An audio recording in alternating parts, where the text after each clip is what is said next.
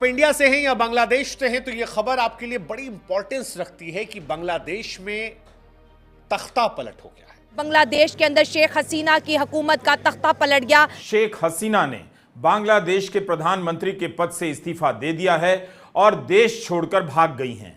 ढाका में उनकी पार्टी अवामी लीग के मुख्यालय को जनता ने जला दिया है। ढाका की सड़कों पर नारे लग रहे हैं, छी छी हसीना, शर्म करो, शर्म करो।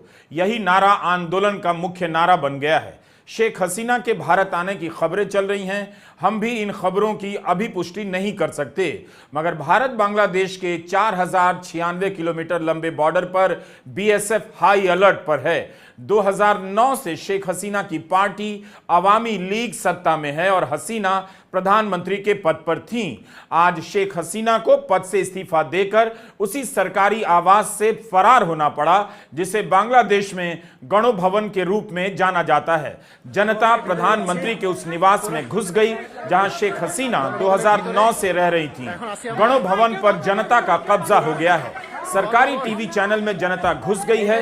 यहां तक कि बांग्लादेश के निर्माता और हसीना के पिता शेख मुजीबुर रहमान की मूर्तियां भी तोड़ी जा रही हैं। शेख मुजीबुर रहमान को बंगबंधु कहा जाता है। आज बांग्लादेश अपने ही राष्ट्रपिता की मूर्तियों पर चप्पलें फेंक रहा है।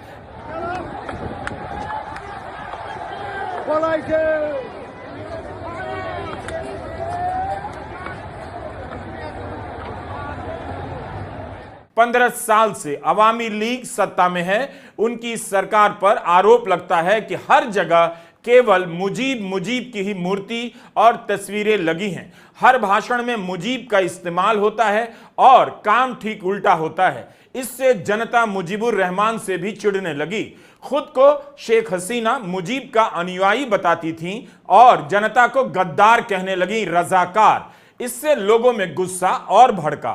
बांग्लादेश का यह प्रदर्शन जेन जी का प्रदर्शन बताया जा रहा है, यानी वो पीढ़ी जो मिलेनियम से भी आगे की पीढ़ी है।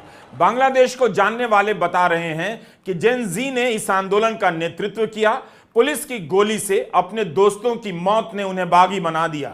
इस तरह से मुजीब, जो स्वतंत्रता के नायक थे, वे सत्ता की क्रूरता के प्रतीक के रूप में देखे जाने लगे। शेख हसीना की नीतियों के कारण लोगों को लगा कि शेख हसीना नाम तो मुजीबुर रहमान का लेती हैं, मगर उनकी सरकार फांसीवादी है, धूर दक्षिणपंथी हो चुकी है।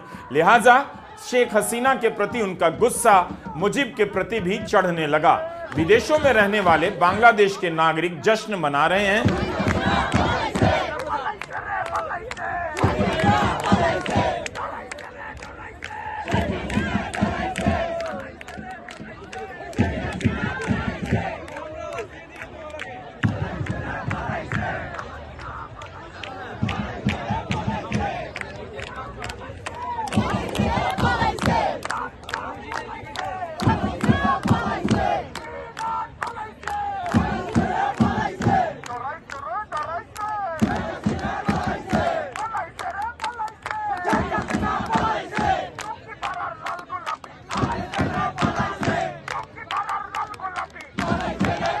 How are you feeling?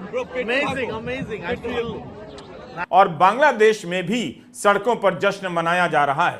छात्रों ने सेना की सरकार को भी रिजेक्ट कर दिया है। उन्हें लोकतांत्रिक सरकार चाहिए। सेना प्रमुख ने कहा है कि अंतरिम सरकार की तैयारी की जाएगी। बांग्लादेश के टीवी चैनल दिखा रहे हैं कि लोग प्रधानमंत्री के आवास से कुर्सियां, सोफा सेट, अटैची, बैग वगैरह लेकर जा रहे हैं। घर के भीतर घुसे हैं। यह जामदानी साड़ी शेख हसीना की बताई जा रही है।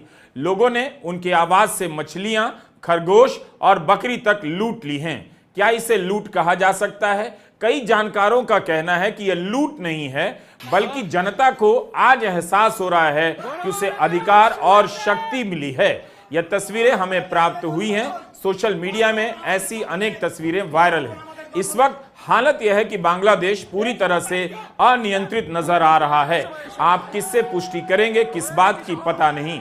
ठीक इसी तरह श्रीलंका में हुआ था, जब महंगाई से और अराजकता से त्रस्त जनता राष्ट्रपति के आलीशान महल में घुस गई थी।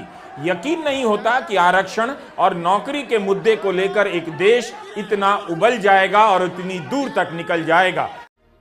बांग्लादेश में 4 बार से लगातार प्रधानमंत्री रही शेख हसीना को अपना ही देश छोड़कर भागना पड़ा है। बांग्लादेश में पाकिस्तान के जैसे फौज के हाथ में सत्ता की ताकत चली गई है।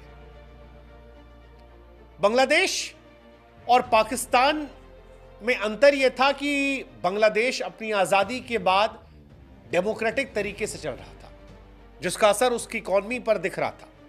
लेकिन शायद अगस्त का महीना बांग्लादेशियों के लिए अच्छा नहीं होता, या कहें कि हसीना परिवार के लिए अच्छा नहीं होता, क्योंकि जिस शख्स ने बांग्लादेश को आजादी दिलाई थी, शेख मुजीबुर रहमान, उनकी 15 अगस्त 1975 को परिवार के 17 लोगों समेत हत्या कर दी गई थी 1975 में।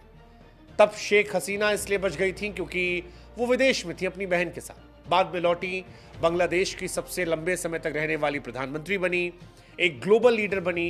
बीते कुछ सालों से इंडिया और चाइना दोनों उसमें काफ़ी इन्वेस्ट करना चाह रहे थे। लेकिन फिर एक टॉपिक आया जिसने बांग्लादेश की पॉलिटिक्स को बदल कर रख दिया, और वो टॉपिक था आरक्षण विरोधी आंदोलन। बांग्लादेश में 2 महीने से चल रहे आरक्षण विरोधी छात्र आंदोलन के बाद शेख हसीना ने सोमवार 5 अगस्त को अपने पद से इस्तीफा दिया। हिंसक माहौल के चलते शेख हसीना को देश छोड़कर भागना पड़ा। खबर आई कि सेना के विमान से रवाना हुई हैं। खबरों की माने तो उनकी बहन रेहाना भी उनके साथ है। बंगाल के रास्ते दिल्ली आई और यहां से वो शायद लंदन, फिनलैंड या किसी और देश में जाकर बस सकती है, जब तक स्थिति सामान्य नहीं होती। बांग्लादेश में जो आर्मी के हेड हैं, उन्होंने कहा कि फिलहाल एक गवर्नमेंट बनेगी, हम संभालेंगे। आंदोलन में जिन लोगों की हत्या हुई है उनको इंसाफ दिलाया जाएगा। लेकिन बांग्लादेश की कहानी जो है वो आपको श्रीलंका की याद दिलाती है। श्रीलंका में भी यही हुआ था। आप याद कीजिए, गोटबाया राजपक्षे की सरकार के खिलाफ ऐसा ही आंदोलन हुआ था। जो तस्वीरें बांग्लादेश से आ रही हैं बिल्कुल श्रीलंका की याद दिलाती है। बांग्लादेश इस वक्त बिल्कुल श्रीलंका बन गया, जहां पर प्रधानमंत्री राष्ट्रपति के घर में लोग घुस गए हैं, उनके बेड का लुत्फ उठा रहे हैं, उनके किचन से चिकन खा रहे हैं। बहुत सारी तस्वीरें ऐसे आ रही है जो दिखाई पड़ रही है। प्रधानमंत्री आवास में तोड़फोड़ हुई है, आगजनी हुई है।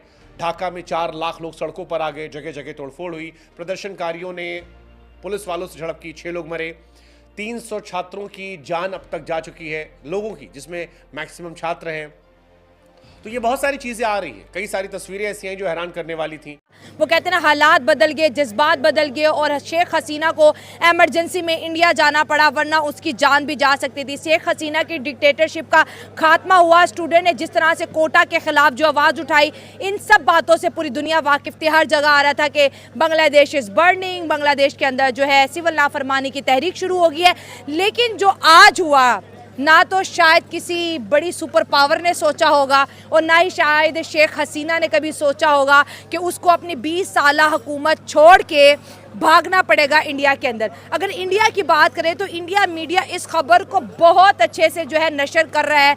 इस खबर के अंदर वो कहीं ना कहीं पाकिस्तान का टच भी इंडिया दे रहा है कि भाई इस हुकूमत जाने में ना पाकिस्तान का भी हाथ है। और जब ये तहरीर चल रही थी, इस जितनी भी ये जो स्ट्राइक थी, उसमें ये भी कहा जा रहा था कि पाकिस्तानी स्टूडेंट का भी इसमें बहुत बड़ा हाथ है।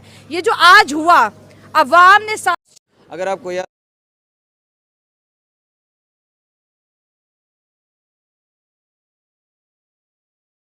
नॉर्मल होता रहा, अब इसकी रिजेम्बलेंस हम पाकिस्तान से इस तरह दे सकते हैं जैसे पाकिस्तान में हमारे डीजे एसपीआर साहब रोज़ाना के मीडिया पे कहते हैं कि डिजिटल दहशतगर्द, ये जो कुछ लोग पश्तून, बलोच एंड आजकल तो पीटीआई को भी दहशतगर्द कहते हैं।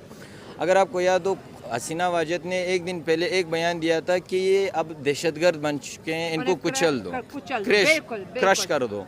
अब उस चीज़ ने इतनी शिद्दत पकड़ ली कि वो कर्फ्यू के माहौल में भी बदल गया। ठीक है, अब वहाँ की जो आवाम है वो एजुकेटेड है। अगर हम देखें, उनकी लिटरेसी देखें, उनको अपने राइट्स पता है, वहाँ पे जो एजुकेशन उनको मिलती